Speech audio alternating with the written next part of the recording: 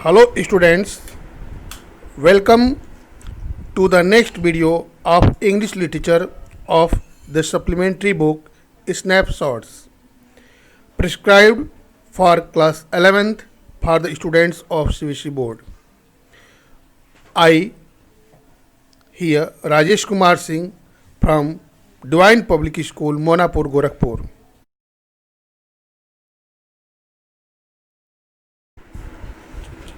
Students, let's proceed on the next paragraph, paragraph 5 of the lesson the summer of the beautiful white horse.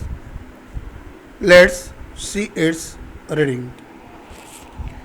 Consequently, even though I could see the horse so magnificent, even though I could smell it so lovely, even though I could hear it breathing, so exciting, I couldn't believe the horse had anything to do with my cousin Murad, or with me, or with any of the other member of our family, asleep or awake, because I knew my cousin Murad couldn't have bought the horse, and if he couldn't have bought it, he must have stolen it, and I refused to believe he had stolen it. No member of the Garoglanian family could be a thief. I stared first at my cousin and then at the horse.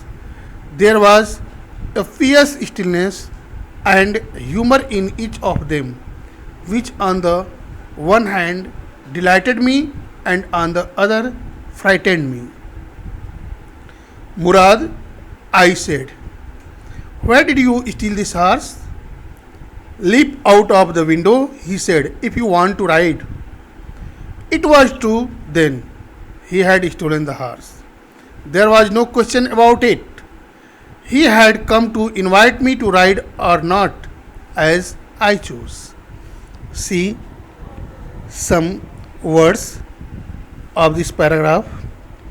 Consequently means as a result, therefore, so, hence. These are the meaning of consequently. Exciting, that is thrilling. Refuse means deny. Not to agree, that is deny. Stared means to look at someone continuously or gaze. This is called stared. Pious means holy, sacred. Stillness means quietness. Humor means laughter, means a thrill of entertain. This is humor. Frightened means deadened, as a frightful. Okay, making afraid to someone. Fear producing, this is frightened. Now, students, let's have explanation of it. Due to enough light of dawn, the narrator could see everything clearly in his vicinity, that is surrounding. As a result, the author could see the horse. It was so grand and gracious. It was even the outer, it was even the author could smell it. So sweet. Even though he could hear it, it was breathing. Even though he could hear it breathing, it was so thrilling and exciting. Means it was clear that the narrator was not dreaming, he was alive now, and everything was clear.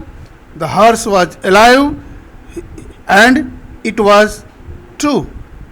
It was vivid that it was alive and not a dream.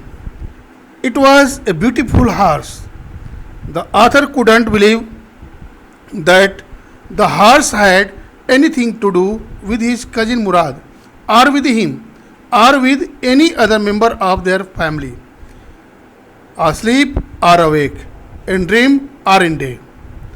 It was so, as the narrator knew that his cousin Murad couldn't have bought the horse. Aram concluded that if he couldn't have bought the horse, then he must have stolen it, and he refused to believe that he had stolen it. It was certain that no member of a Garoglanian family could be a thief. Therefore, he denied every possibility of stealing of the horse. The narrator looked at his cousin continuously into his eyes and then at the horse. There was a sacred stillness, a holy peace, and humor in each of them. There was a holy stillness, sacredness, and a kind of humor in the eyes of both. Okay, which on the one hand delighted him and on the other frightened him also. The narrator asked Murad where had he stolen the horse. The narrator asked Murad from where he had stolen the horse.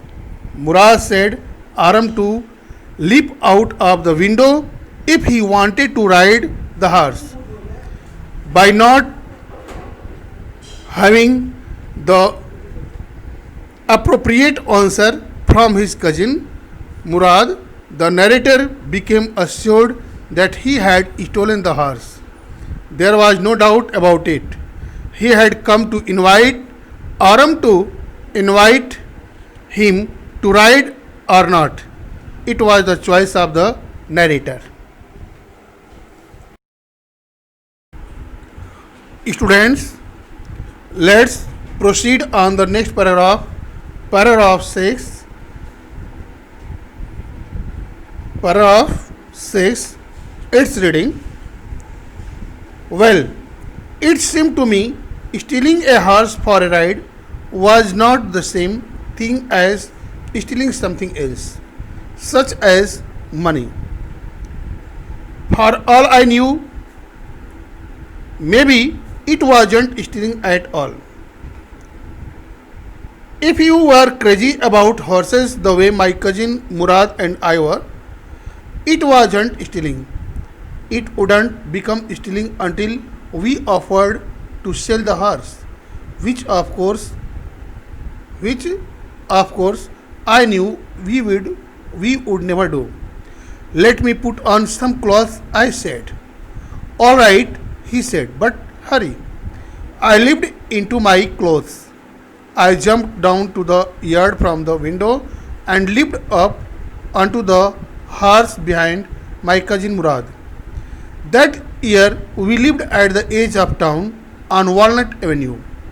Behind our house was the country, vineyards, orchards, irrigation ditches, and country roads. In less than 3 minutes, we were on Olive Avenue, and then the horse began to trot. The air was new and lovely to breathe. The feel of the horse running was wonderful. My cousin Murad, who was considered one of the craziest members of our family, began to sing. He began to roar. Students, now let's see some words. As you know, very popular words as crazy. Crazy means to become mad behind anything. Means to think about something and have a desire to get it too much, then we think that the person has become crazy about it. So here the crazy means to become mad behind anything. Leaped means jumped. That is, here the meaning of leaped is rushed into clothes. Yard. Yard means open space in front of a house is yard. Open space in front of a house is yard. From this word yard, you can say there is a compound word courtyard. Courtyard means a space, open space in the middle of the house that is known as angan in Hindi. That is called courtyard. Courtyard. But here yard. Open space in front of a house is yard. In our native language, we say dwar. Okay? A sahan that is used for sitting, that is used for gathering, etc. At the edge of means outer limit of a town or a literary expression. At the skirt of a town, at the outer skirt of a town means outer limit of a town. Okay, and next country. Country means orchards. Country means rural land or area. From this word countryside, that is the vast spread of rural land or rural area is countryside. Orchards. Orchards means garden with big trees, that is called orchard. Right? The garden with flower bushes, the group of flower bushes used for decoration is called garden, but orchards, garden with big trees. Trot means gallop, gallop of horse, gallop of dogs. When they run, jumping on its four limbs, it is called gallop. Considered, that is regarded as. Okay, now let's have its explanation. In the narrator's opinion, stealing a horse for a ride is not the same thing as stealing some valuable things or goods or money or the things of luxury, etc. As far as in narrator's opinion, it was not stealing at all. Because if someone were crazy about horses as deeply as his cousin Murad and the narrator himself, then it was not stealing. In his thought, it wouldn't become stealing until they offered to sell the horse, which in fact they were never going to do so. The narrator Aram suggested him to let him put on some clothes fit for the purpose riding. Murad became angry with him but advised him to do fast. Aram, the narrator, rushed to put on clothes as soon as possible. And after having put on clothes, he jumped down to the yard from the window and leaped up onto the horseback behind his cousin Murad. That year they lived at the outer limit of the town on Walnut Avenue. Behind their house was the stretch of rural land, vineyards, orchards, small irrigatory canals, and roads of countryside. In less than 3 minutes, they were on Olive Avenue, and then the horse began to gallop in a uniform speed. The air was fresh and sweet to breathe in. The feel of the horse running was a wonderful experience in the fresh air of summer morning in a countryside. The narrator's cousin Murad who was considered one of the craziest members of their family, became captivated by good mood of the horse riding as well as good mood of nature also. He started to sing in his loud harsh voice. Students, now welcome to the next paragraph. Let's start its reading. Paragraph 7. Every family has a crazy streak in it somewhere, and my cousin Murad was considered the natural descendant of the crazy streak in our tribe.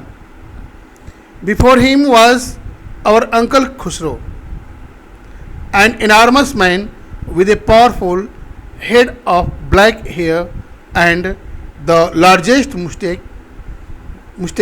in the San Joaquin Valley.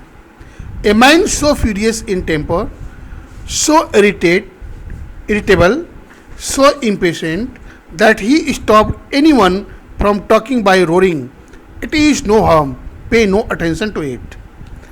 That was all, no matter what anybody happened to be talking about.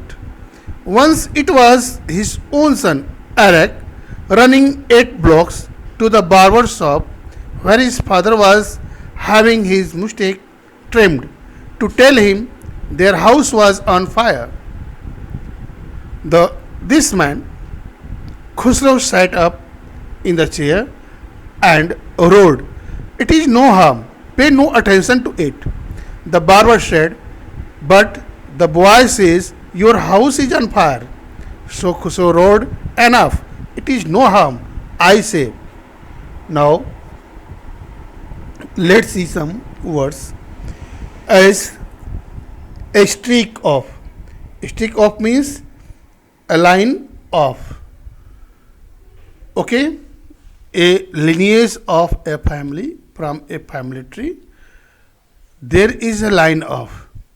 Okay, and here he talks that in the streak of most of the family, in the line of most of the family, there are everybody good, but there would be one person who will be considered different from others. So here stick means the line of. Descendant. Descendant means a hair. Mustache means a cluster of hair above the upper lips. A cluster of hair above the upper lips of men is called mustache. Irritable. Irritable means annoying. Irritable means annoying. Means to become angry easily. To become annoyed easily. This is called the man is of irritable temperament. I think these words will become yours by using these words in your language properly. Now see its explanation. In society, we often see that every family has a black sheep. We also find that every family has a crazy line of descendants somewhere. The narrator's cousin Murad was considered the natural heir of the crazy line in their tribe. Before Murad was their uncle Khusro, a big man. Did you understand? Before Murad, who was considered as a crazy person, was their uncle Khusro, a big man with a powerful head of black hair and the largest mustache in the San Joaquin Valley, a man so exciting in hot temper, so annoying and irritable person, so impatient to listen anything completely, and could stop anyone from talking by roaring, "It is no harm, pay no attention to it." He spoke the same dialogue, no matter what anybody was talking about. He spoke the same statement no matter what anybody was talking about, what was the event. Natter describes a humorous event related to his own family. Once it was his own son, Arak, went running 8 blocks to inform Uncle Khusro, where he was having his mistake trimmed, about the fire break in his own house. The boy wanted to tell him that their house was on fire. As mentioned above, this man, Khusro, being an impatient person, sat up in the chair and roared loudly, "It is no harm, pay no attention to it." What a foolish person he has. The barber said that the boy says, "Your house is on fire." So Khusro roared again, "Enough, it is no harm."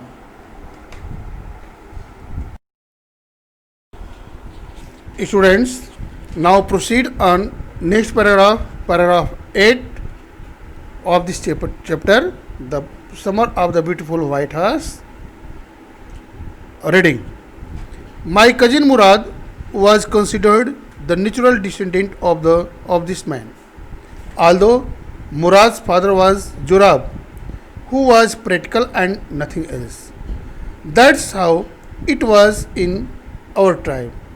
A man could be the father of his son's flesh, but that did not mean that he was also the father of his spirit. The distribution of the various kinds of spirit of our tribe had been from the beginning capricious and vagrant. We rolled and my cousin Murad sang. For all anybody knew, we were still in the old country where, at least according to some of our neighbors, we belonged. We let the horse run as long as it felt like running. At last, my cousin Murad said, "Get down, I want to ride alone." "Will you let me ride alone?" I asked. "That is up to the horse," my cousin said. "Get down." "The horse will let me ride," I said. "We shall see," he said. "Don't forget that I have a way with the horse." "Well," I said, "anyway, you have with the horse. I have also." "For the sake of your safety," he said, "let us hope so. Get down." Students, now see the meaning of some words related to this paragraph. They have later meaning different from their literary use. For example, flesh. Flesh means a piece of meat, a chunk of meat. But here the meaning of flesh means our immortal body. Physic, body or physic. Spirit, that is soul. Capricious, spirit, that is soul, which is considered indestructible. And capricious means wanton. Capricious means wanton, of unsteady mind. Of unsteady mind. Okay? This is called capricious. Vagrant, the person who does not accept any rule, that is called vagrant.